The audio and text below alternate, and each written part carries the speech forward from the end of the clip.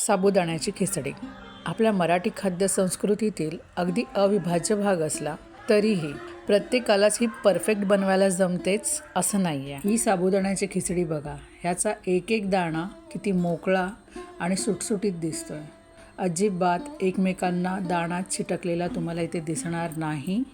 हे भिजवलेले साबुदाण्याचे दाणे आहेत बघा, किती मोकळे आणि अगदी मोत्यासारखे दिसत आहेत हे दाणे सुटसुटीत। साबुदाण्याची ही इतकी मौसूत तरीही मोकळी मोकळी खिचडी कशी बनवायची, साबुदाणा कसा भिजवायचा, याची सगळी माहिती टिप्ससह मी या व्हिडिओमध्ये सांगितलेली आहे। तुम्हाला देखील साबुदाण्याची अशी खिचडी बनवायची असेल तर हा व्हिडिओ नक्की बघा। चला तर मग बघूयात ही खिचडी बनवायची कशी। यासाठी मी इथे साबुदाणे घेतले आहेत 2 कप आणि वजनी प्रमाणात म्हणाल तर 150 ग्राम आहेत। आता याला आपण ना खूप छान धुवायचं आहे 2 ते 3 वेळा स्वच्छ पाण्याने आणि थोडंसं अशा रीतीने त्याला हलक्याच हाताने चोळून त्याच्यावर जो पावडरचा एक लेअर असतो ना तो काढून घ्यायचा।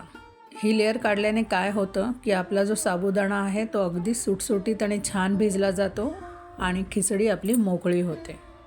2 ते 3 वेळा धुवून घ्यायचं आहे। तुम्ही पाहू शकता हे जे पांढरं जे पाणी निघालं आहे ना, हेच ते पावडरचं पाणी आहे आणि ही पावडर निघाली की साबुदाणा चिकट होत नाही आणि ही पावडर राहिली तर साबुदाणा चिकट होतो।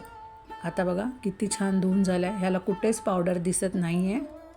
आता या धुतलेल्या साबुदाण्याला आपल्याला एकसारखं करून घ्यायचं आणि यामध्ये पाणी घालायचं आहे। तर पाणी किती बरं घालायचं, तर इतकंच घालायचं की साबुदाणा जो आहे तो काठोकाठ भिजेल। तुम्ही व्हिडिओत पाहू शकता साबुदाण्याच्या काठोकाठ पाणी आहे, पाणी कुठेही साबुदाण्याच्या वर आलेलं नाही आहे। इतपतच पाणी आपल्याला घालायचं आहे, ठीक आहे। आणि काही टेन्शन घेऊ नका, साबुदाणे मस्त मऊ भिजले जातील। आता आपण यावर झाकण ठेवू आणि याला कमीत कमी 4 ते 5 तासासाठी भिजत ठेवू। 4 ते 5 तासानंतर हे साबुदाणे भिजून पूर्णपणे तयार आहेत। हे फुलले गेले आहेत, तुम्ही बघू शकता एक एक दाणा कसा मोकळा झाला आहे त्याचा।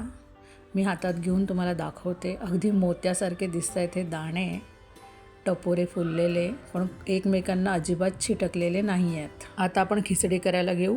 त्यासाठी सगळ्यात आधी आपल्याला शेंगदाण्याचा कूट करून घ्यायचा आहे। त्यासाठी मी गॅस ऑन केला, गॅसवर एक कढई चढवली आहे आणि ज्या वाटीने आपण साबुदाणे घेतले होते त्याच वाटीने मोजून आपल्याला शेंगदाणे घ्यायचे आहेत। इथे मी 1 वाटी शेंगदाणे घेतलेत। वजनी प्रमाणात विचाराल तर जवळजवळ 60 ते 70 ग्राम शेंगदाणे आहेत हे। आता शेंगदाणे आपण कढईत घालून घेऊ। गॅसची आच जी आहे ती मंदच ठेवायची आहे आणि मंद आचेवर 4 ते 5 मिनिट मस्त खरपूस असे हे शेंगदाणे भाजून घ्यायचे। हे जसे भाजायला लागतील ह्याचा रंग हलकेच बदलेल, हलके हलके डाग येतील ह्याला, तांबूस रंगाचे, ब्राउनिश रंगाचे, आणि याची सालं जी आहेत ना ती तडकतील। भाजत आले की सालं तडकण्याचा आवाज देखील येईल। इथे आपले शेंगदाणे खूप छान असे भाजून झालेले आहेत। याला आपण एका प्लेटमध्ये काढून घेऊ आणि गार व्हायला ठेवू। शेंगदाणे गार झाल्यानंतरच मी त्याला इथे हात लावला आहे आणि आता शेंगदाण्याची सालं काढून घेऊ। तर काय ना, काही जण आहेत ते सालीसकट शेंगदाण्याचं कूट करणं पसंत करतात आणि काही जणांना नाही आवडत। मी थोड्याशा साली काढते आणि थोड्याशा साली ठेवते, म्हणजे पूर्णपणे मी सगळ्या शेंगदाण्यांच्या साली सरसकट काढत नाही, त्यामुळे मी इथे थोड्या साली काढून घेतलेल्या आहेत। आता शेंगदाण्याच्या साली वेगळी करण्याची एक ट्रिक मी तुम्हाला दाखवते। अशा रीतीचा जो झारा असतो ना तो घ्यायचा आणि त्यावर आपले हे सोललेले शेंगदाणे घालायचे। सगळे शेंगदाणे घालून झाले की जसं आपण चाळणीने चाळतो त्याप्रमाणे हे शेंगदाणे चाळून घ्यायचे की शेंगदाणे राहतात वर आणि त्याच्या सगळ्या साली येतात खाली।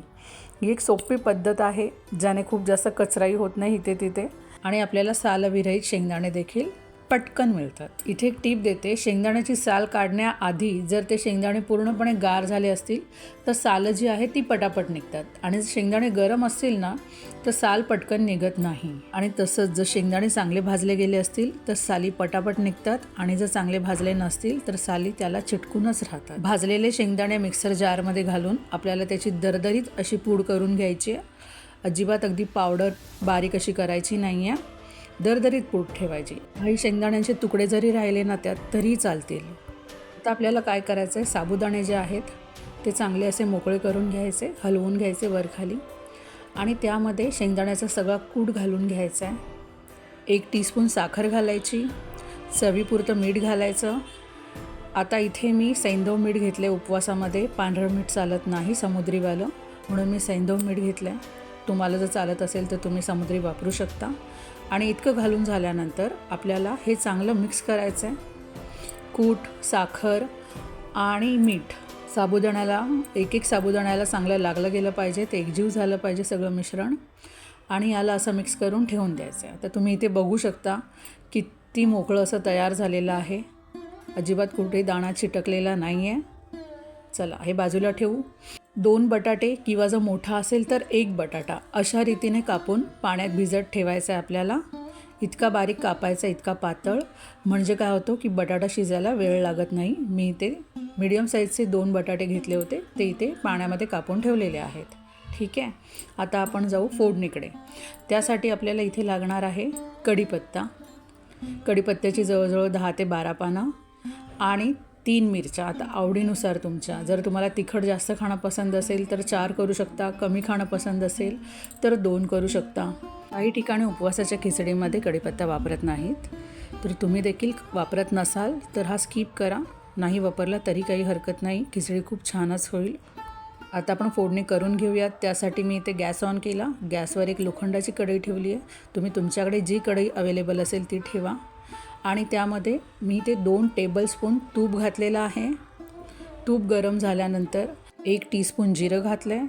आणि जसं जिरं फुलून आलं की यामध्ये मिरच्या घालून घ्यायच्यात. मिरच्या मी या रीतीने अशा स्लीट करून घेतल्या आहेत. तुम्हाला बारीक कापायच्यात तर बारीक कापा. मिरच्या थोड्याशा तळल्या गेल्यानंतर मी त्यामध्ये कढीपत्ता घातला आहे. आता कढीपत्ता आणि मिरच्या कुरकुरीत होतील इतपतच आपल्याला त्या तेलामध्ये फ्राय करायच्या आहेत. आणि एकदा का मिरच्यांचा कलर असा बदलला की आपण त्यामध्ये बटाटा घालून घ्यायचा. बटाटा घातल्यानंतर मीठ घालायचं आहे.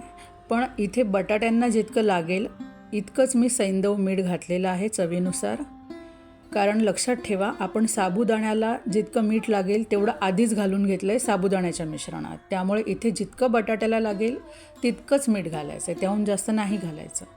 आता गॅसची आस एकदम कमी करायची आणि झाकण ठेवून जवळजवळ 5 ते 7 मिनटं बटाटा शिजवून घ्यायचा आहे. बटाटा इथे शिजायला ना 5 ते 7 मिनटंच लागतात, कारण हा अगदीच पातळ कापलेला आहे, तर 5 मिनटातच शिजतो. फक्त एकदा आपल्याला असं चेक करून बघायचं आहे की खाली लागलं तर नाही आहे ना, थोडंसं हलवून घ्यायचं आहे, म्हणजे चिटकलं जरी असेल तरी ते सुटून येईल. आता इथे 7 मिनटं झालेली आहेत आणि बटाटा खूपच छान असा मॅशेस शिजलेला आहे. तुम्ही बघू शकता खूपच छान शिजला आहे. तर या स्टेजला आपण जे साबुदाणे आणि कूट मिक्स करून ठेवलं होतं ते इथे घालून घ्यायचं. आणि घातल्यानंतर गॅसची आच मध्यम करायची आणि मध्यम आचेवरती हे सतत परतायचं. जवळजवळ 3 ते 4 मिनटं ह्याला आपल्याला परतत राहायचं आहे. साबुदाण्याच्या खिचडीचं हेच एक असतं की त्याला सतत परतावी लागते. तुम्ही असंच ठेवून नाही जाऊ शकत. जरा जरी ठेवलात ना तरी ते खाली चिपकू शकतं. म्हणून याला 3 ते 4 मिनटं सतत आपल्याला परतायचं आहे चांगलं. आणि एकदा का 3 ते 4 मिनटं झाली की गॅसची आच अगदी मंद करायची आणि मंद आचेवर आपल्याला झाकण लावायचं आहे. आणि झाकण लावून फक्त 1 मिनटच वाफ घ्यायची आहे. 1 मिनटाच्या वर 2 सेकंद ही वाफ नाही घ्यायची. 1 मिनटापेक्षा थोडीशी कमी वाफ घेतलात तर चालेल, पण त्याहून जास्त वाफ नाही घ्यायची आहे. आता इथे 1 मिनटं झालं आहे. मी झाकण काढलं आहे आणि साबुदाणे परतून घेतले. ठीक आहे. असं तर साबुदाण्यांना झाकण ठेवायची गरज नसते, पण झाकण ठेवलं की साबुदाणा अगदी मऊ शिजतो. आणि जर जास्त वेळ झाकण ठेवलं तर साबुदाणा चिटकू शकतो आणि थोडंसं आपली जी खिचडी आहे ती थोडीशी चिकट होऊ शकते. म्हणून 1च मिनटं ठेवायचं, त्याहून जास्त नाही. आता इथे बघा किती परफेक्ट खिचडी तयार झालेली आहे. झाकण काढल्यानंतर याला 2 ते 3 मिनटं फक्त आपल्याला परतायचं आहे की आपली खिचडी तयार. अगदी मोकळी मोकळी अशी खिचडी तयार झालेली आहे. हिला गरम गरम सर्व करूयात. आणि जितकी मोकळी आहे, दिसायला सुंदर आहे, त्याचप्रमाणे ह्याची चव देखील अप्रतिम आहे. चवीसाठी तुम्ही अगदी निसंशय राहा, याची चव भन्नाटच आहे. ही तुम्हाला नक्की आवडेल. उपवासाच्या दिवशी किंवा कधीतरी चेंज म्हणून नाश्त्यामध्ये ही खिचडी नक्की करून पहा. स्टेप्स मी सांगितल्या आहेत तसं फॉलो करा. मी ज्या टिप्स सांगितल्या आहेत त्या नीट ऐका आणि त्या फॉलो करा. तुमची खिचडी देखील नक्की छान होईल. मी इथे एक साबुदाण्याचा दाणा तुम्हाला चेक करून दाखवते किती मऊ शिजला आहे तो. अजिबात त्याचा दगड किंवा असा कडकडीत नाही आहे, तो चांगला मऊ शिजलेला आहे. ही साबुदाण्याची खिचडी तुम्ही नक्की ट्राय करून बघा. तुम्हाला रेसिपी कशी वाटली मला नक्की सांगा. आणि जर तुम्हाला माझी रेसिपी आवडली असेल तर व्हिडिओला एक लाईक नक्की करा. आणि जर काही प्रश्न किंवा शंका असतील रेसिपी संदर्भात तर मला कमेंटमध्ये नक्की विचारा. तुम्ही मस्त साबुदाण्याची खिचडी एन्जॉय करा. आपण लवकरच भेटूयात एका नवीन रेसिपीसह. तोपर्यंत बाय.